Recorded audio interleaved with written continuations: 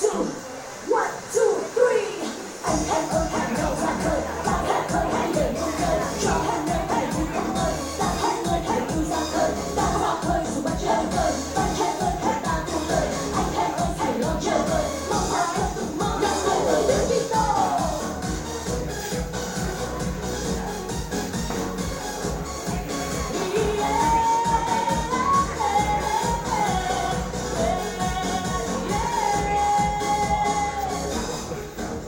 Nào anh em ta ơi mau từng buồn ra khơi, vì ta lướt lướt lướt qua ngàn sông to.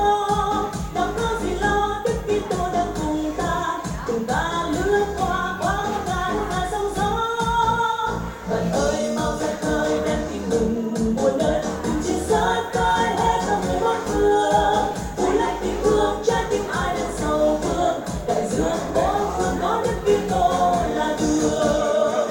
Nào anh em ơi mau ra khơi cùng Đức Kitô, nào cho muôn dân luôn tin yêu trong một Thiên Chúa, cùng nhau ra khơi mang yêu thương người khắp mọi nơi, và luôn hăng say ta chúng mình xây dựng đất trời.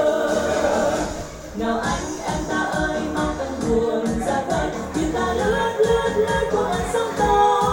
Nào có gì lo Đức Kitô đang cùng ta lướt qua qua muôn ngàn sông gió.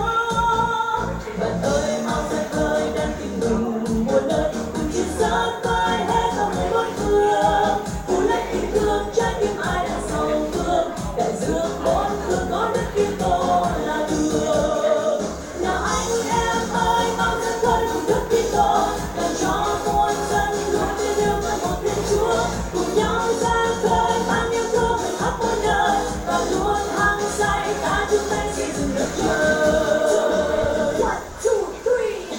Anh em ơi hẹn nhau ra khơi, ta hẹn khơi hãy để vui chơi, cho hẹn nơi hãy vui không ơi, ta hẹn nơi hãy vui ra khơi, ta ra khơi dù bắt chơi vơi, ta hẹn nơi hãy ta cùng lời, anh em ơi hãy lo chơi vơi, mong ta khơi cùng mong ra khơi với Đức Kitô.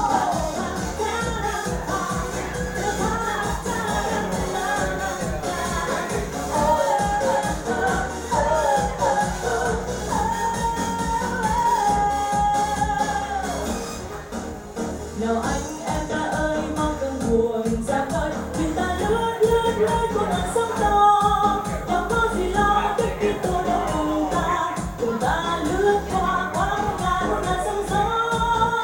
Bạn ơi mau ra khơi đem tìm mừng buồn nơi, cùng chia sớt khơi hết lòng người bốn phương. Vui lấy tình thương trái tim ai đang sầu vương, đại dương bốn phương có Đức Kitô là đường. Nào anh em ơi mau ra khơi cùng Đức Kitô, nào cho muôn dân luôn tin yêu trong một Thiên Chúa, cùng nhau